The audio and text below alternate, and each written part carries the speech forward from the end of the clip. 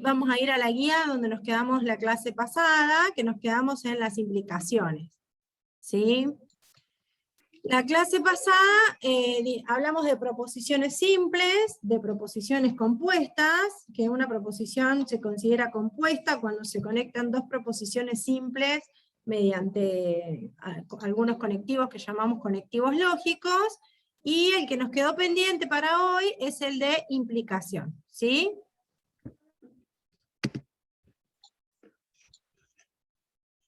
Perdón, estaban mis hijas haciendo ruido. Bueno, habíamos dicho que en matemática vamos a trabajar con implicaciones donde para sacar el valor de verdad vamos a suponer verdadero el antecedente, que es la afirmación que se encuentra antes de la flechita, para luego llegar a la conclusión de que el consecuente también es verdadero, ¿sí?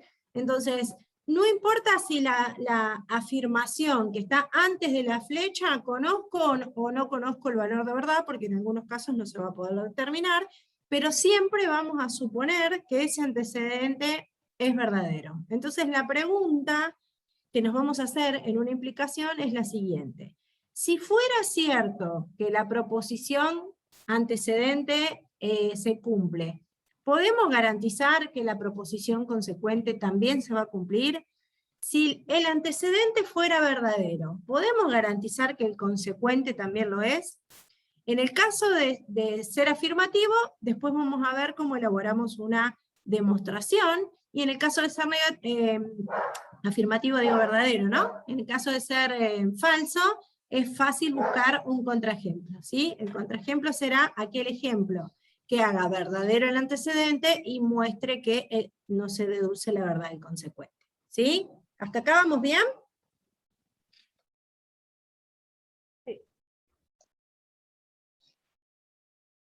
Bueno, ¿pudieron hacer el ejercicio 7? Sí. ¿Alguna duda con el 7? ¿Hacemos un repaso rápido? ¿Por el 7? A ver, si fuera cierto que X es un número real mayor que 20, ¿tenemos garantías de que sea mayor que 10? Sí, verdadero. Verdadero. Si fuera cierto que Pablo nació en Argentina, ¿tenemos garantías de que Pablo nació en Castelar? No, puede No. ser de cualquier otro lugar.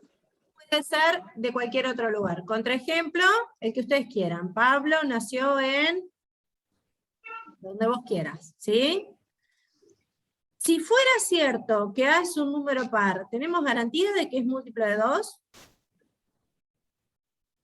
Sí. Sí, esta es verdadera. Si fuera cierto que X es mayor que Y, ¿tenemos garantías de que X es mayor o igual que Y? Ojo que acá el consecuente es una conjunción, ¿sí? Una disyunción, perdón. Recuerdan que una disyunción es verdadera cuando una de las dos es verdadera, ¿sí? Entonces yo tengo que pensar que si fuera cierto que X es mayor que Y, ¿tenemos garantías de que X es mayor que Y o X es igual a Y?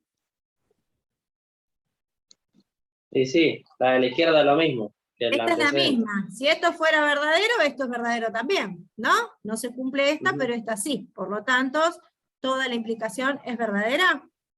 ¿Se entiende por qué? Que X sea mayor que Y me da garantías de que sea mayor o igual que Y. ¿Sí? Porque la conjunción se cumple cuando una de las dos se cumple. Y si yo supongo que esta es verdadera, entonces dije otra vez conjunción. Si yo supongo que esta, que es el antecedente, es verdadero, toda la disyunción es verdadera. ¿Sí? Estoy con el trabalenguas hoy un poco complicada.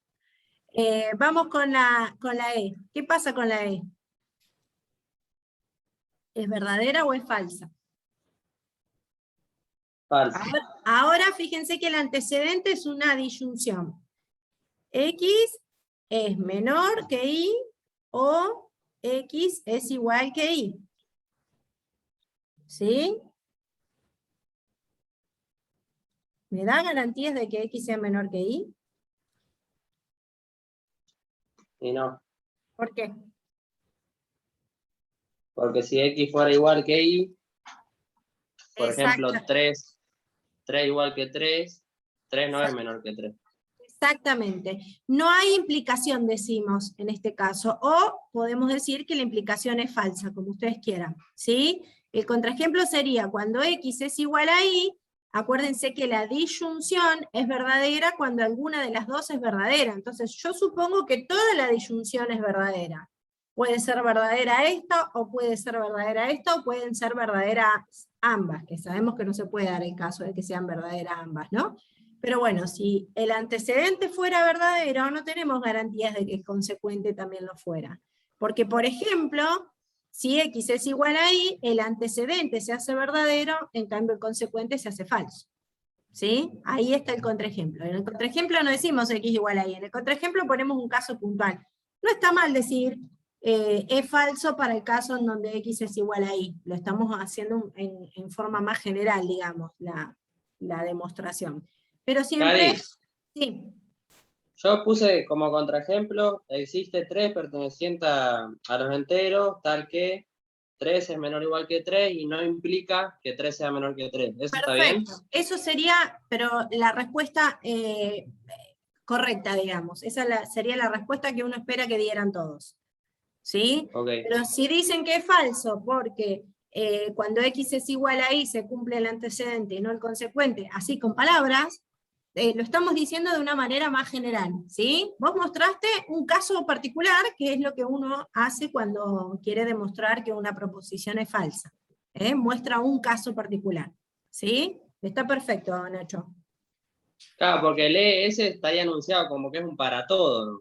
Entonces, la negación, o sea, demostrar que es falsa sería con un existe. Podría ser, ¿no? Sí, no está cuantificada, Claro. así que tranquilamente podría ser existencial también, ¿no? Si existe Ah, algún X que sea menor o igual que Y, no podemos suponer el cuantificador, porque fíjate que el cuantificador no cambia el valor de verdad. Eh, Podemos pensar que el cuantificador existencial también abarca lo universal, porque decir existe el -1 podrían ser todos, ¿no? También sería el claro. caso, ¿no? Sí, Entonces, sí. si no está cuantificada, nosotros no tenemos que negar la afirmación, tenemos que decir, ¿es verdadera o es falsa? Y si es falsa, para demostrar que una implicación es falsa, tengo que tomar un ejemplo que haga verdadero el antecedente y falso el consecuente. ¿Sí? No puedo tomar cualquier ejemplo, tengo que mostrar, si fuera cierto que se cumple el antecedente, por ejemplo, 3 igual que 3, hace verdadero el antecedente, no hay garantías de que 3 sea menor que 3, obviamente eso no se cumple. ¿Sí?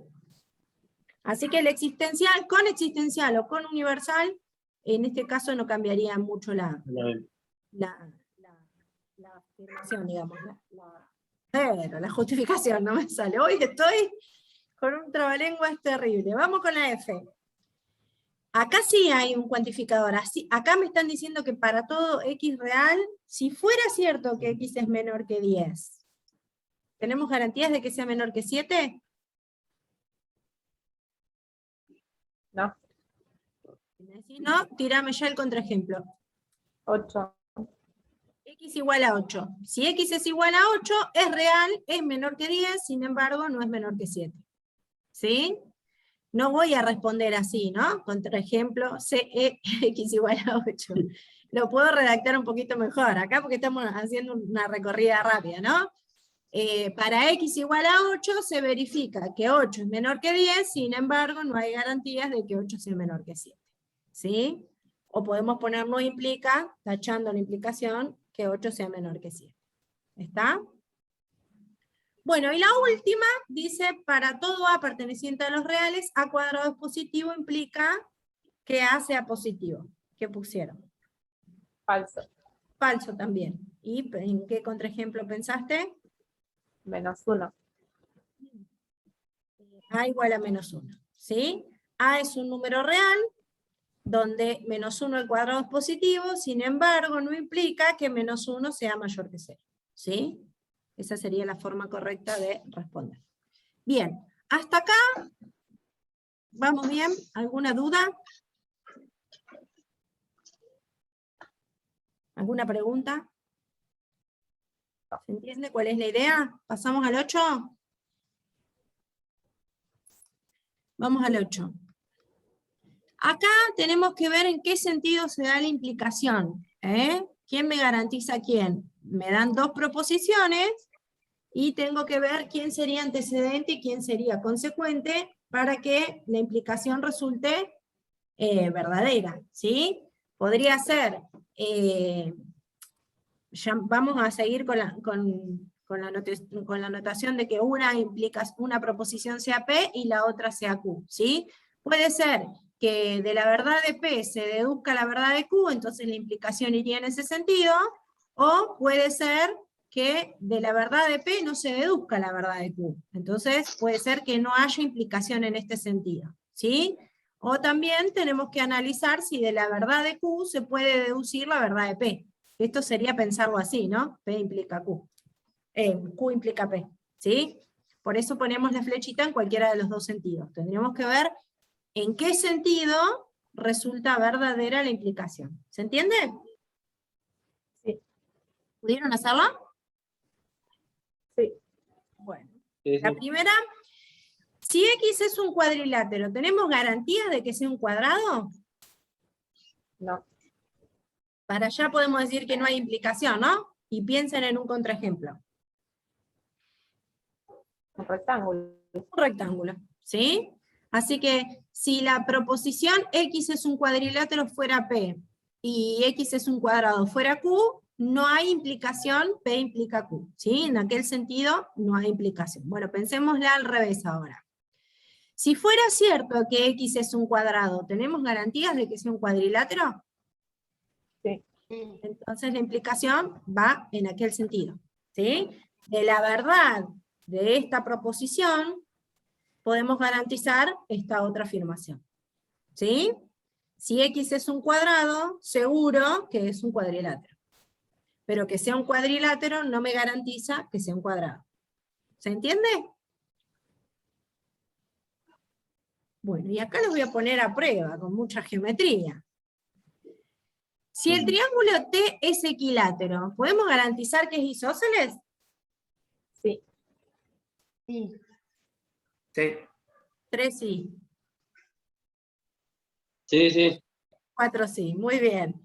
Sí. Sí, Sí. sí. Está bien. No, ¿saben por qué pregunto? Porque tenemos la maña, que yo supongo que ustedes ya se la deben haber sacado, no es la maña, sino por ahí el error didáctico que supongo que no ha tenido intención, ¿no? Porque cuando uno clasifica los polígonos, lo hace generalmente en la escuela primaria, las primeras veces que empieza a reconocer a los polígonos es en la escuela primaria, y al menos a mí me quedó el recuerdo de que el triángulo isósceles es el que tenía los dos lados iguales y uno distinto, ¿viste? Como que, es más, hasta lo dibujaban siempre paradito para que se evidencie cuáles eran los dos iguales y uno distinto. Pero en realidad, el triángulo isósceles es el que tiene al menos dos lados iguales, ¿sí? Al menos. Así que el triángulo equilátero es isósceles también, ¿eh? Entonces, si tengo garantías de que es equilátero, si fuera cierto que T es equilátero, hay garantías de que es isósceles. Ahora, que sea isósceles, ¿me da garantías de que sea equilátero? No. No, porque el tercero no se sabe si es igual o no. Exactamente, en el caso de mi triángulo de la escuela primaria, el tercer lado podría ser distinto, entonces no hay garantías de que sea equilátero. Muy bien. Bien, entonces acá tenemos implicación para el lado derecho. Vamos con AC. El cuadrado de A es positivo. ¿Da garantía de que A sea positivo? Es esta de acá, ¿no? Es la misma que la G del 7. No. Para allá dijimos que no había. No, porque puede ser negativo. Exacto, lo demostramos en el anterior. Ahora, si lo pienso al revés, si Al un número revés. es positivo, ¿tengo garantía de que el cuadrado es positivo? Sí. Seguro. ¿Sí? Bien. D y F, ¿qué pusieron? ¿Para qué lado? Izquierda, derecha. Allá. Y este para Ujú. allá. Americano se sobreentiende que nació en el continente americano, ¿no? No Ujú. americano estadounidense. Bien. Hasta acá ¿Algo que aclarar? ¿Alguna pregunta para hacer? ¿Alguna duda? No. No, venimos bien con el repaso entonces. Bueno, Ujú. vamos a ir borrando los dibujitos y nos vamos para más abajo. Ah, y acá tengo dos cotorras que están de cuchichear. Están quedando...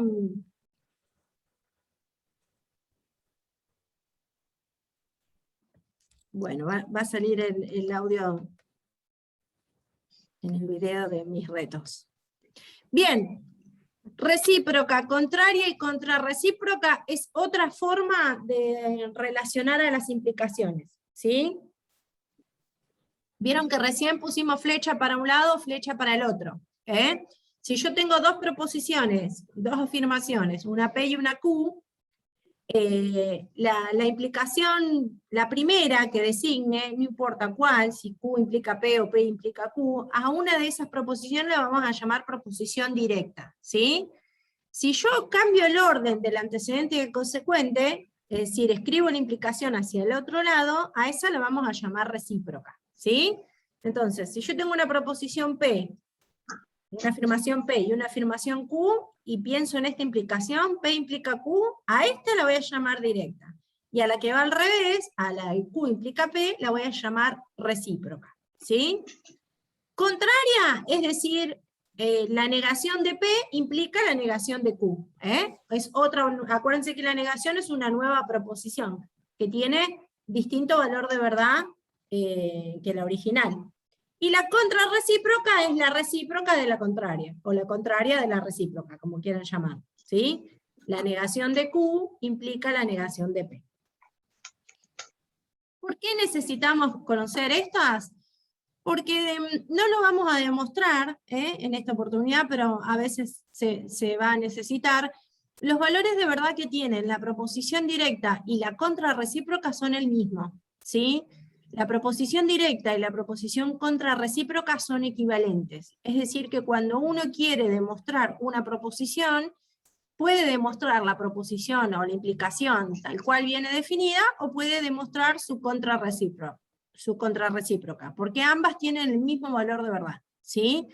Lo mismo sucede con la recíproca y la contraria. Nosotros no nos vamos a dedicar mucho tiempo a eso, no lo vamos a demostrar, pero sí tengan en cuenta que hay un apartadito que llamamos demostración por reducción al absurdo, que es una estrategia que se suele usar cuando las implicaciones tienen poquita información en lo que vamos a llamar hipótesis a partir de ahora al antecedente.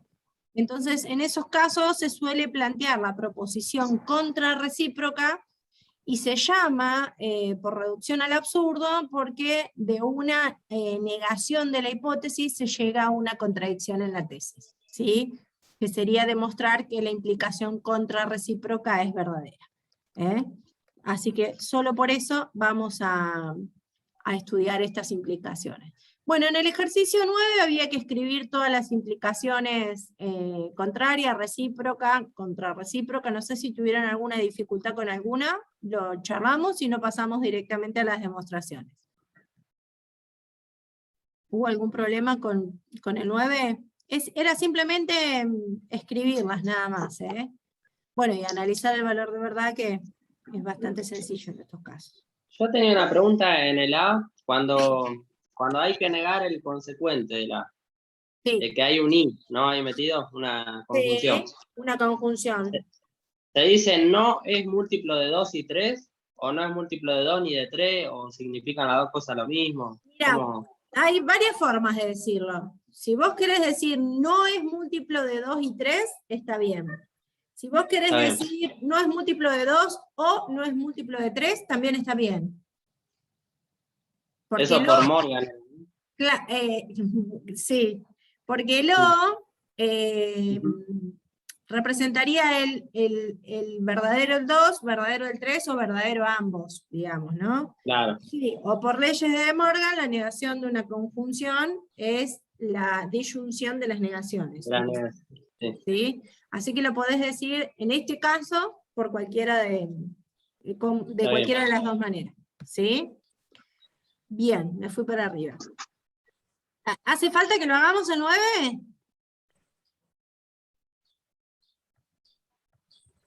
¿O alguno Por del mí no. 9? ¿No? Bueno, cualquier cosa. No. El que no lo hizo se sienta a trabajar. Bien. Fíjense que las demostraciones que estaban a modo de ejemplo estaban bastante bien desarrolladas, paso a paso. A lo mejor vamos a insistir más que nada en la justificación de lo que vayamos a demostrar y en la escritura. Acuérdense que una demostración es un razonamiento que no tiene que dar lugar a dudas, ¿sí? Lo que nosotros vamos a hacer es analizar de qué dos maneras podemos demostrar una implicación, ¿sí? Así que yo ahora me voy a ir a la pizarrita, vamos a hacer algún ejercicio, pero recordemos, no sé si pudieron ver el video, que a partir de ahora nosotros vamos a demostrar implicaciones del estilo P implica Q, que para la matemática, si tienen alguna importancia para la matemática, vamos a llamar teoremas. ¿Sí? Entonces, al renombrarlos, a estos teoremas, a la proposición P la vamos a llamar hipótesis, y a la proposición Q le vamos a llamar tesis. ¿Sí? ¿Cómo vamos a demostrar una implicación? De la misma manera que lo venimos haciendo, ¿no? Vamos a suponer la hipótesis verdadera, supongo verdadera H, y debo llegar a la verdad de P, de T, de la tesis. Ahora, ¿cómo vamos a hacer esto? Tenemos dos caminos. Todo dependiendo de qué haya en la tesis, ¿sí? Un camino, y el más natural, es tomar la proposición H, ¿sí?, que la suponemos verdadera, y hacer deducciones acerca de esa afirmación. De esta afirmación yo puedo deducir algo, un H sub 1, supónganse, otra afirmación que resulte verdadera también. Por ejemplo, si yo les dijera que la hipótesis dice A no es 0, ¿podemos deducir que A es positivo o A es negativo? De la No. verdad de que H no sea 0, ¿se deduce que A es positivo o A es negativo? Bueno, eso sería una deducción. Y esta deducción, ¿sí?, esta implicación, me lleva a una nueva proposición, que llamé H sub 1. De esta nueva proposición yo puedo hacer otras deducciones, no sé cuántas, pero puedo seguir haciendo deducciones hasta que en algún momento me encuentro con una proposición o una afirmación que coincida con la tesis. ¿Sí? ¿Qué me van a garantizar estas deducciones? Razonamientos válidos, definiciones, propiedades, otros teoremas, axiomas, Axiomas. postulados, cuestiones que sean verdaderas. Es decir, que yo puedo tomar la afirmación hipótesis, suponerla verdadera, y hacer deducciones sobre esa hipótesis. Decir, bueno, de esta hipótesis se deduce tal otra, de esta se deduce tal otra, de esta tal. Y así en algún momento hasta encontrarme con una proposición que coincida con la afirmación de la tesis. Este sería un camino, ¿sí? A veces es bastante simple tomar la hipótesis y hacer deducciones hasta llegar a la tesis, y a veces resulta un tanto complejo, ¿sí? El camino 2, o la segunda opción, no siempre la vamos a usar. La vamos a usar cuando en la tesis hay una igualdad.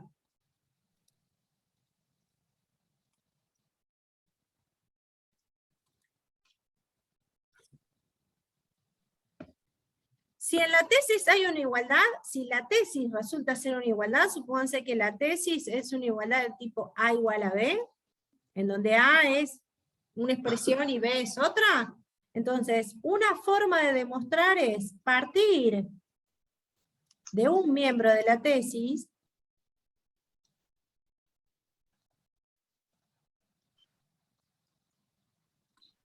del primero, del segundo, del que ustedes quieran, ¿sí? Y decir, bueno, esta expresión A es igual a tal otra expresión. No sé, qué sé yo, el cuadrado de un binomio. Supónganse que la expresión A es x más y al cuadrado. Bueno, x más y al cuadrado es igual a x cuadrado más 2 por x por y más y cuadrado. Bueno, y esta nueva expresión es igual a, no sé, saqué factor común. y me dio una nueva expresión. Y esta nueva expresión es igual a, no sé, apliqué conmutativa del producto. Y esta expresión es igual, y sí, no voy a llegar nunca a que sea igual a B. Y sí, puedo llegar a que sea igual a B, pero yo quiero demostrar que toda la tesis es verdadera, ¿no? Y lo que se supone que es verdadero es la hipótesis. Entonces, en esta cadena de igualdades, en algún momento del desarrollo, hago intervenir a la hipótesis. Es decir, hago intervenir a la información que me brinda la hipótesis. ¿Por qué? Porque se supone que si la hipótesis es verdadera, tengo que llegar a la conclusión de que la tesis también lo es. Entonces, si yo trabajo con igualdades en la tesis, igual, uso propiedades, axioma, todo lo que vos quieras, y llego a B, no tengo garantías de que la igualdad sea verdadera si no hice intervenir a la hipótesis, que es la que se supone que es verdadera. Porque yo quiero demostrar que si fuera cierto H, se deduce que T también es cierto. ¿Sí? Entonces, en algún momento de esta cadena de igualdades interviene la hipótesis, que es la que suponemos verdadera, se me chispoteó el lapicito, interviene la hipótesis, que es la que suponemos verdadera, y en algún momento de esta cadena de igualdades llego al segundo miembro de la igualdad o al primer miembro de la igualdad, depende de dónde haya partido. ¿Sí? La ventaja que tiene este segundo miembro es que como son igualdades es más fácil de operar, porque parto de un miembro y empiezo a hacer cuentas. ¿Sí? Las cuentas que tengo que hacer para llegar al otro miembro de la igualdad tienen la ventaja de que son cuentas algebraicas en la mayoría de sus casos, y lo que no tengo que perder de vista es que la hipótesis tiene que intervenir en algún momento del razonamiento, si no la implicación se me cae del tacho. Porque recuerden que de la verdad de la hipótesis se deduce la verdad de la tesis. ¿Está? ¿Cuál es la desventaja? Es que no siempre viene una igualdad en la tesis. Entonces, cuando en la tesis no hay igualdades, tengo que ir por el camino número 1, ¿no? Tengo que tomar la hipótesis y hacer deducciones hasta que llego a la tesis. ¿Se entiende cuál es la diferencia entre uno y otro? Ahora lo vamos a ver con los ejercicios. A ver, por ejemplo, si yo arranco con el ejercicio 10i, que tengo a menos b al cuadrado es igual a a cuadrado menos 2ab más b cuadrado, que es el desarrollo del cuadrado del binomio, donde el binomio es una diferencia. O el j o el k. El j es una diferencia de cuadrados y el k es una diferencia de cubos. ¿Qué me pueden decir de esas tres últimas propiedades o teoremas que queremos demostrar? ¿Qué pasa en esos tres casos? Podés usar el segundo método. Bueno, decime quién es la hipótesis y quién es la tesis de esos tres últimos ejercicios. Nosotros dijimos que vamos a demostrar implicaciones que para la matemática tienen importancia, entonces las vamos a llamar teoremas, ¿sí? ¿Quién sería la proposición hipótesis y quién sería la proposición tesis en esos últimos tres ejercicios? ¿No es tácita? Exactamente. Muy bien. En esos tres ejercicios, vamos a dejar de compartir acá, así que me voy para allá. En esos últimos tres ejercicios, acá, no hay hipótesis. Fíjense que en estos tres casos no tengo hipótesis escrita. ¿Sí? No hay hipótesis. Entonces, en estos casos, suponemos que la hipótesis es una hipótesis tácita. ¿Qué va como hipótesis cuando no está escrita? Y tiene que ser una verdad absoluta, ¿no? Porque vamos a suponer que la hipótesis es verdadera, ¿sí?